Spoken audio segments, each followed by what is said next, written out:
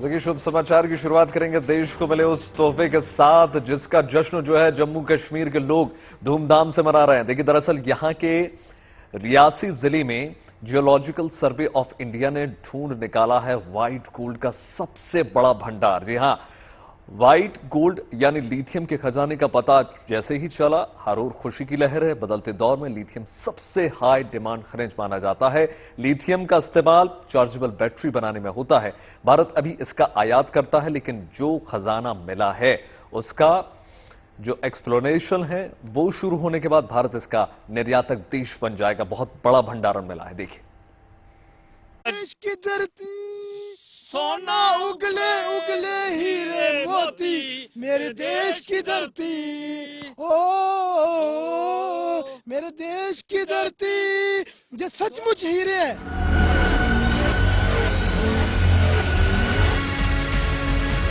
जम्मू कश्मीर में रियासी जिले के सलाल हेमना ब्लॉक के लोगों का मन देशभक्ति के तरानों से लबालब है। उगले उगले हीरे मोती, मेरे देश की धरती।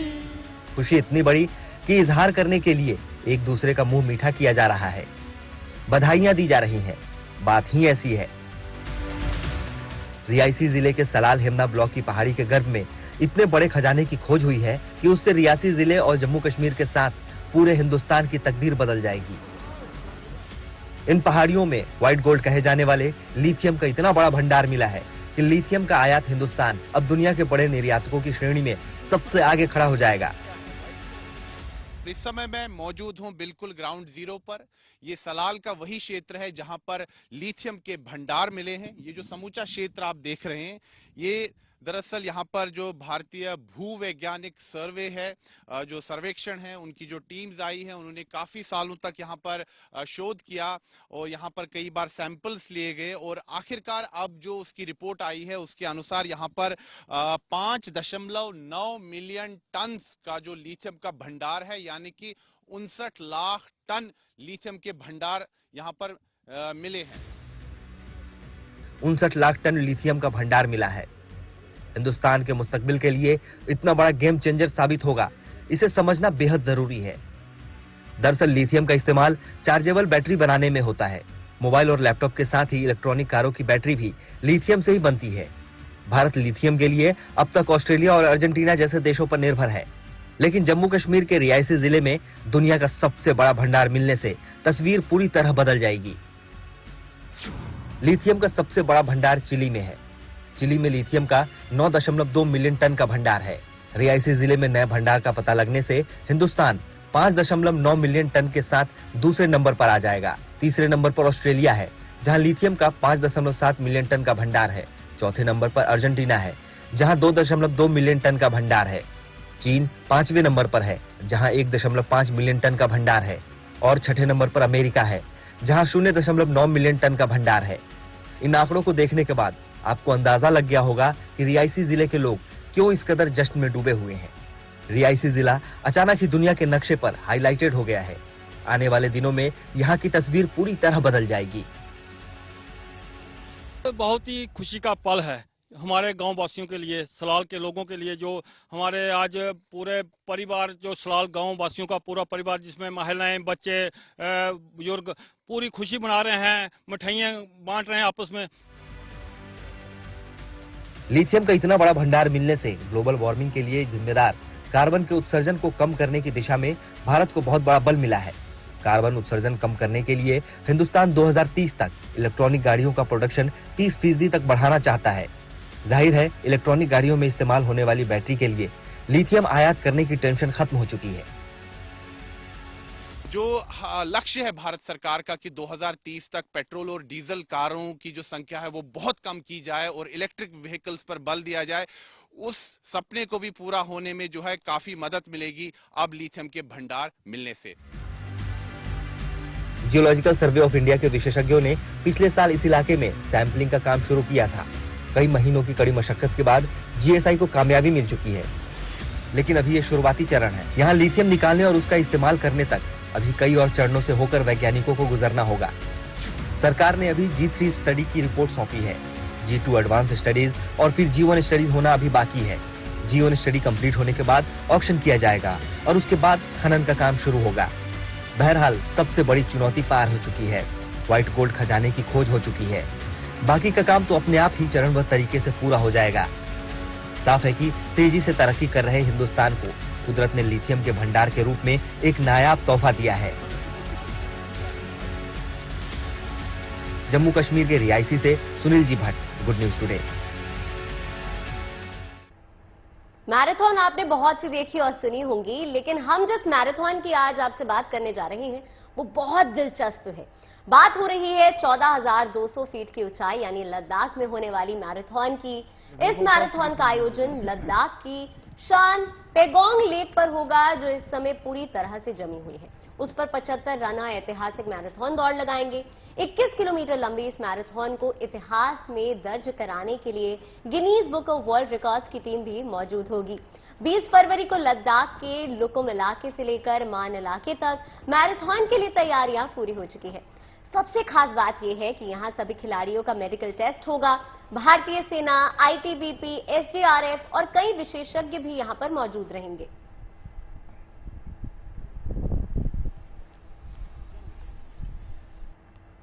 देखिए, इस रोमांचक दौड़ के लिए खिलाड़ियों ने तैयारियां तेज कर ली हैं। बर्फ की चादर ओढ़े पहाड़ों के बीच कुछ रनर जो है प्रैक्टिस करते हुए भी नजर आए। आसमान से लेकर जमीन सफेद नजर आ रही है। इस वक्त कड़ाके की ठंड के बीच जवानों का जो जोश है वो हाई नजर आ रहा है। ये तस्वीरें बता रही हैं कि हिंदुस्तान में किस प्रकार से उत्साह, जुनून है कुछ कर गुजरने का, और इसी के कारण शायद Guinness book of world record भी दर्ज हो जाए। इतनी ऊंचाई पर, इतने ठंडे एरिया में इस प्रकार की मैराथन दौड़ अपने आप में अनोखी और अजूबा।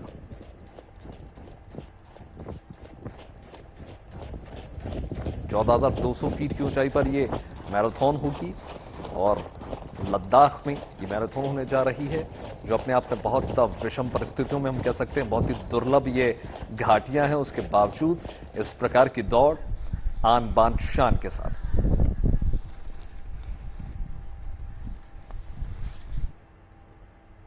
ये मैराथन जहां होने वाली है उसमें 75 रनर हिस्सा लेंगे। ऐसे में ग्राउंड पर भी काम तेज हो गया है। सभी तैयारियों को परखा जा रहा है।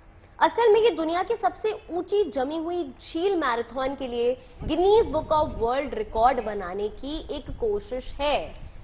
तो 4,200 फीट की ऊंचाई पर, इतने हाई ऑल्टीट्यूड पर इस मैराथन का आयोजन किया जा रहा है। और साथ ही में जिस तरह से आपको पहले कहा था कि आपने मैराथन के बारे में तो कहीं सुना होगा, लेकिन इस तरह की मैराथन शायद ही आपने पहले सुनी होगी और आप देखने भी वाले हैं। और यही वजह है कि Guinness book of world record की जो टीम है यहां पर मौजूद होगी।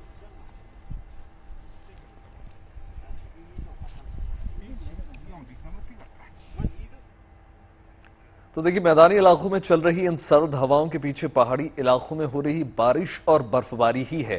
फरवरी के महीने में एक बार फिर बर्फबारी ने यू टर्न ले लिया। दरअसल पहाड़ी इलाकों में बीते 2-3 दिनों से खूब बर्फ गिर रही है, जिसकी वजह से वहां अब भी बर्फ की मोटी चादर बिछी हुई है। क्या उत्तराखंड, क्या हिमाचल और क्या कश्मीर, हर जगह बर्फ ही बर्फ देखने को मिल रही है।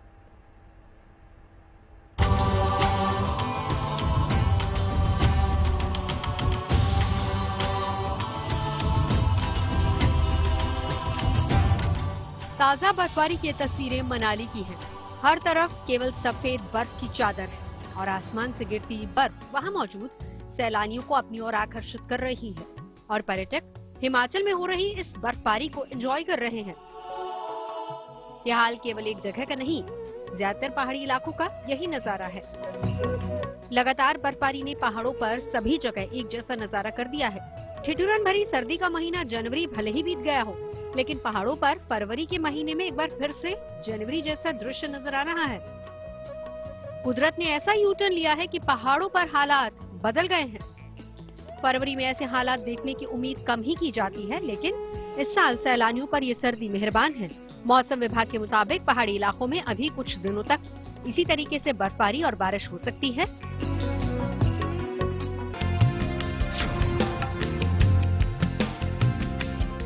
सबसे पहले आपको हिमाचल के लाहौल स्पीति की तस्वीरें दिखाते हैं। आसमान से बर्फ के फाहे कुछ यूं गिरे कि पूरा समा ही बर्फ की सफेद चादर में ढक गया। पार्किंग में खड़ी कारों की पहचान भी मुश्किल है। बर्फ से सभी कारें ढक चुकी हैं। लाहौल के रुशैल इलाके में देखिए किस तरह के हालात हैं। पहाड़ की गोद में बसा ये गांव बर्फिस्तान बन चुका है।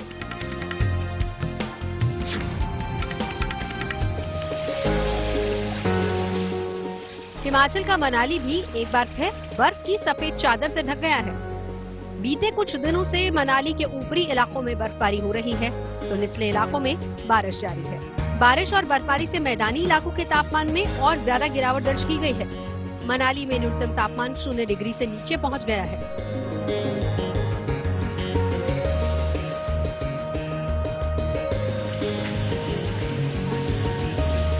Bureau report, good news today. Bengaluru में चल रहे एयर शो का आज दूसरा दिन है। सोमवार का दिन हिंदुस्तान के हवाई ताकत के नाम रहा था। आज एयर शो का दूसरा दिन बेहद खास है, लेकिन दुनिया भर से आए रक्षा मंत्री आज एक कॉन्क्लेव में हिस्सा ले रहे हैं।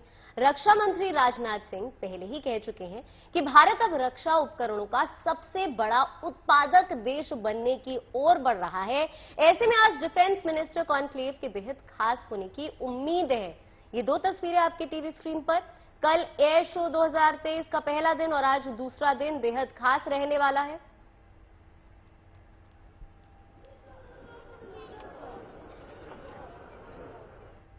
तो देखिए, इस बार एरो शो इंडिया 2023 का जो फोकस है वो make in India, make for the world vision के तहत काम करने का है और स्वदेशी उपकरणों और टेक्नोलॉजी को प्रदर्शित करने और विदेशी कंपनियों के साथ साझेदारी बनाने पर हमारा फोकस रहेगा। इसे अब तक का सबसे बड़ा एरो इंडिया शो बताया जा रहा है, जिसको लेकर अमेरिका भी क्रेजी नजर आ रहा है। आप भी देखिए, अमेरिका को सुपर पावर बनाने वाले विध्वंसक लड़ाकू विमान F-35 का जलवा।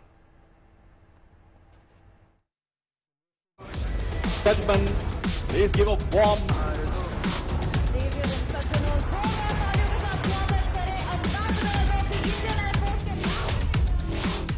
विश्व में बजा एरो इंडिया 2023 का डंका। भारतीय फाइटर जेट के शौर्य की मुरीद हुई दुनिया। कल्पना से आगे साहस और शौर्य का प्रदर्शन। अविश्वसनीय कलाबाजी करते भारतीय फाइटर्स का दिखा दम। एरो इंडिया को लेकर शक्तिशाली राष्ट्र अमेरिका भी हुआ क्रेजी। पहली बार भारत के एरो शो में अमेरिकी विमानों की हुई धमाकेदार एंट्री। दुनिया के लिए खास हुआ एरो इंडिया का 14वां एडिशन, जिसकी रफ्तार है तूफानी, जिसके आगे रडार भी है फेल। अमेरिका को सुपर पावर बनाने वाले विध्वंसक 5th जन फाइटर F-35 जलवा बिखेरने को तैयार। अमेरिकी कंपनी लॉकहीड मार्टिन का F-35 बेंगलुरु में आयोजित एरो इंडिया 2023 में आकर्षण का केंद्र बना हुआ है। ये single seater, single engine multi role लड़ाकू विमान है। इससे कई खतरनाक मिसाइलों को छोड़ा जा सकता है। साथ ही F-16 भी यहां पहुंचा हुआ है, जिसे अमेरिकी कंपनी जनरल डायनामिक्स ने बनाया है। ये सिंगल इंजन मल्टी रोल लड़ाकू विमान है। 17 फरवरी तक चलने वाले इस एरो शो में 98 देश हिस्सा ले रहे हैं। इनमें 32 देशों के रक्षा मंत्री, 29 देशों के एयर चीफ, 73 सीईओ शामिल हैं। तो वहीं डिफेंस, स्टार्टअप और एमएसएमई समेत 809 कंपनियां भी अपनी क्षमताओं का प्रदर्शन इस एरो शो में कर रही हैं। कहा जा रहा है कि 5 दिनों तक चलने वाले इस शो के दौरान 75,000 करोड़ के 251 MOU साइन किए जा सकते हैं। इस एरो शो को मेक इन इंडिया और मेक फॉर वर्ल्ड के उद्देश्य को पूरा करने के लिए अहम माना जा रहा है। यानी भारत अब डिफेंस के क्षेत्र में आत्मनिर्भर बनने के बाद हथियारों और उपकरणों का निर्यातक बनने की दिशा में तेजी से कदम आगे बढ़ा रहा है। जो मेरे पीछे एयरक्राफ्ट खड़े हैं, ये स्टैटिक डिस्प्ले यानी कि स्थिर डिस्प्ले का पार्ट है और ये एयरक्राफ्ट जो है ये प्रशांत महासागर से अमेरिकी नौसेना के पार्ट है, अमेरिकी नौसेना का हिस्सा है। ये F-18 एयरक्राफ्ट है।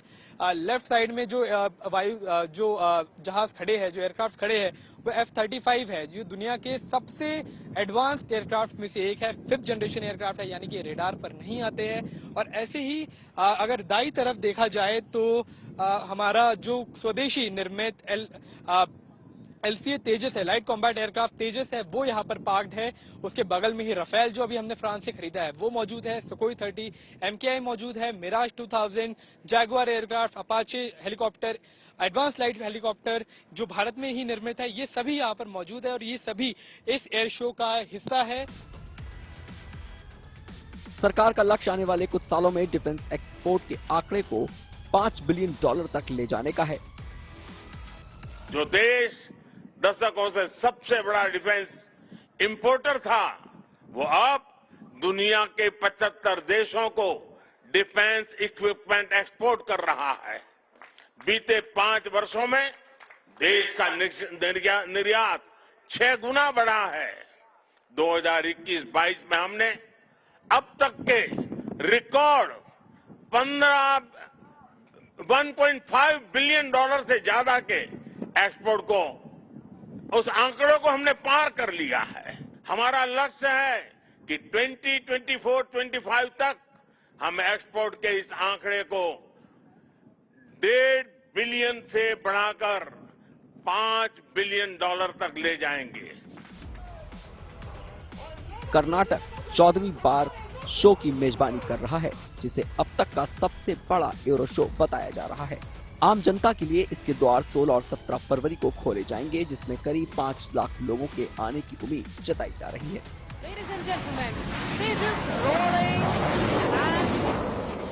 बेंगलुरु से अक्षय डोंगरे के साथ Manjeet Negi, good news today. तो तुर्की और सीरिया, ये दोनों देश इन दिनों दुनिया की नजरों में है, क्योंकि भूकंप ने इन देशों का हुलिया बदल कर रख दिया। साथ ही कई परिवारों को ताउम्र के लिए जख्म भी दे दिए। लेकिन अब धीरे धीरे इन दोनों देशों में जिंदगी पटरी पर लौटने की कोशिश करती हुई नजर आ रही है। वहां लगातार रेस्क्यू ऑपरेशन जारी है। भारत की तरफ से ऑपरेशन दोस्त जारी है, जिसके तहत NDRF और सेना के जवान लगातार घायलों तक मदद पहुंचाने में जुटे हुए हैं। इस बीच भारतीय सेना ने तुर्की में टेंट सिटी भी बसा दी है। असल में तुर्की में अब भी भूकंप के झटके महसूस किए जा रहे हैं। ऐसे में जरूरत पड़ने पर इन टेंटों में मरीजों को भर्ती किया जाएगा। तुर्की में भूकंप की वजह से कई जगह लोकल ट्रेनें पटरी से उतर गई थी। इन ट्रेनों को फिर से पटरी पर लौटाया जा रहा है, ताकि तुर्की एक बार फिर से रफ्तार पकड़ सके। और हमारे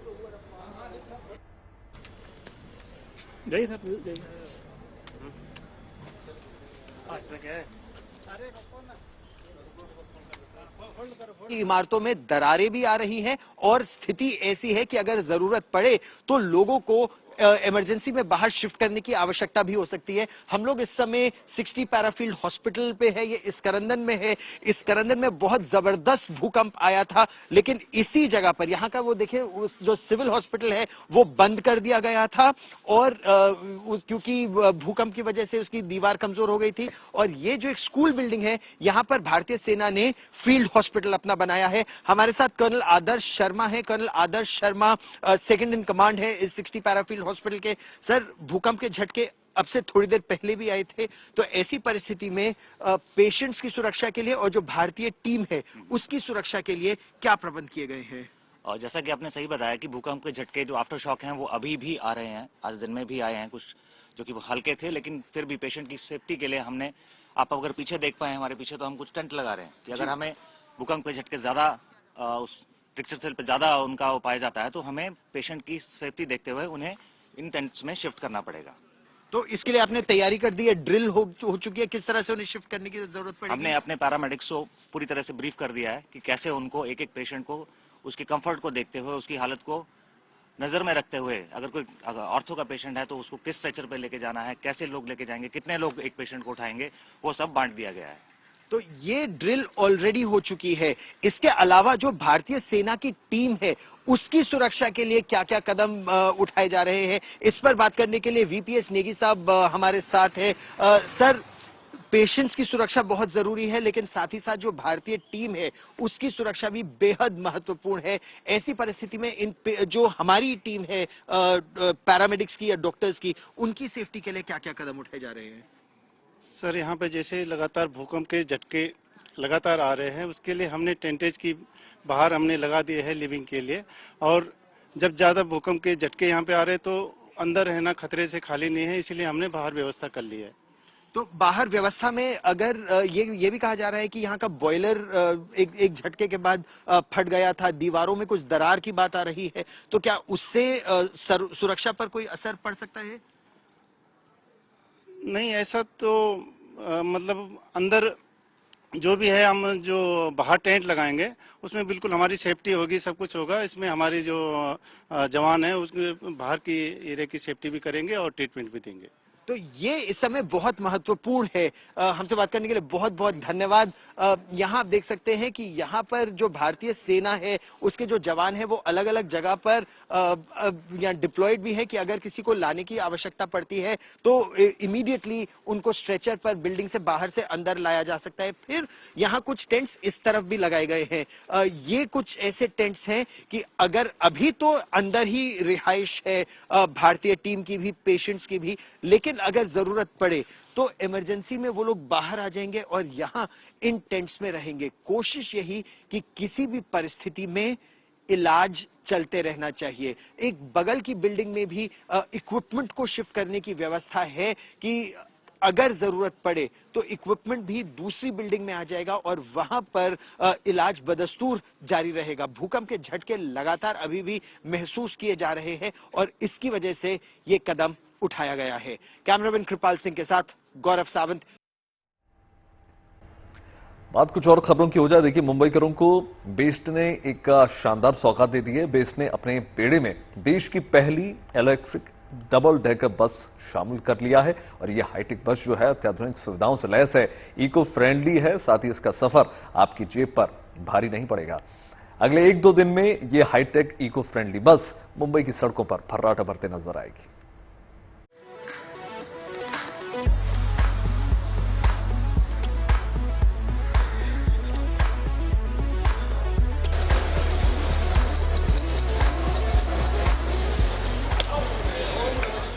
धार्मिक रस्मों के साथ विधिवत पूजा अर्चना के बाद मुंबईकरों को मिल गई देश की पहली electronic air condition double decker bus की सौगात। बेस्ट की ये बसें जल्द ही मुंबई की सड़कों पर दौड़ने वाली हैं। इस तरह की एसी डबल डेकर बसों को अब तक आपने लंदन और न्यूयॉर्क जैसे शहरों की सड़कों पर दौड़ते देखा होगा, लेकिन अब ये बसें बेस्ट के बेड़े में शामिल हो चुकी हैं। अगले 1-2 दिन में ये मुंबई की सड़कों पर दौड़ती नजर आएंगी। यात्रियों के लिए इस बस में तमाम सुविधाएं दी गई हैं। क्लीन एनर्जी वाली इस बस में सीट बेल्ट की सुविधा है। ये बसें सीसीटीवी कैमरे से लैस हैं। महिलाओं की सुरक्षा के लिए पैनिक बटन लगे हैं। यात्रियों के मनोरंजन के लिए इसमें स्पीकर लगे हुए हैं। इसमें एक साथ 65 लोग बैठकर यात्रा कर सकते हैं। एक बार में 90 से 95 लोग इसमें सफर कर सकते हैं। इसका न्यूनतम किराया 5 किलोमीटर के लिए 6 रुपया है। बेस्ट ने स्विच कंपनी को ऐसे 200 बसों का टेंडर दिया है। फरवरी महीने में ऐसी 5 बसें मुंबई की अलग अलग रूटों पर दौड़ती नजर आएंगी। मार्च महीने के अंत तक 20 डबल डेकर इलेक्ट्रॉनिक बसें मुंबई की सड़कों पर उतर जाएंगी। ये बसें भारत सरकार के नेशनल क्लीन एयर प्रोग्राम के तहत मुंबई की सड़कों पर उतारी जा रही हैं। मुझे बहुत खुशी हो रही है बताते हुए कि आज इंडिया की पहली डबल डेकर एयर कंडीशन बस हमारे फ्लीट में हमको शामिल करने का अवसर मिला है।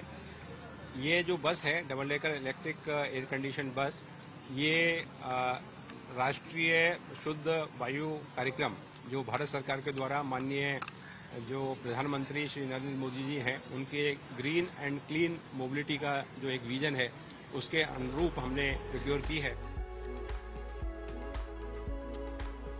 ये बसें पूरी तरह प्रदूषण रहित हैं। एक बार फुल चार्ज होने के बाद ये 120 से 140 किलोमीटर तक का सफर आसानी से तय कर सकती है। इसको चार्ज करने के लिए 80 से 90 मिनट का समय लगेगा। ये बसें पूरी तरह अत्याधुनिक सुविधाओं से लैस है। इसमें 2 एंट्रेंस की व्यवस्था है। दूसरी मंजिल पर जाने के लिए 2 स्टेयरकेस हैं। यात्री इसमें डिजिटल मोड के जरिए पेमेंट कर सकते हैं। बस को हमारे यात्रियों को डिजिटल एक्सपीरियंस देने के लिए हमने 100% डिजिटल बस के रूप में टैप इन टैप आउट की फैसिलिटी रखी है। और इसमें आप जैसा जानते हैं कि पहले जो हमारी डबल डेकर बस थी उसमें सिर्फ एक ही दरवाजा हुआ करता था बैक साइड में। इसमें दोनों तरफ दरवाजे हैं और इसमें जो अपर डेक है उसमें भी 2 स्टेयरकेस लगाए हैं। तो इससे ज़्यादा से ज़्यादा यात्रियों को कम समय में इसके अंदर जाने की और उतरने की सुविधा उसमें उपलब्ध होगी। यात्रियों को अत्याधुनिक सुविधाएं देने के साथ ही ऐसी बसें प्रदूषण को कम करने में भी काफी कारगर साबित होगी। बेस्ट की बसों में रोजाना करीब 35 लाख लोग सफर करते हैं। बेस्ट का टारगेट है कि साल 2026 तक उसके बेड़े में सारी बसें पॉल्यूशन फ्री हो जाएं। यही वजह है कि बेस्ट ने 2026 तक 10,000 डबल डेकर एसी इलेक्ट्रिक बसों को अपने बेड़े में शामिल करने का लक्ष्य निर्धारित किया है।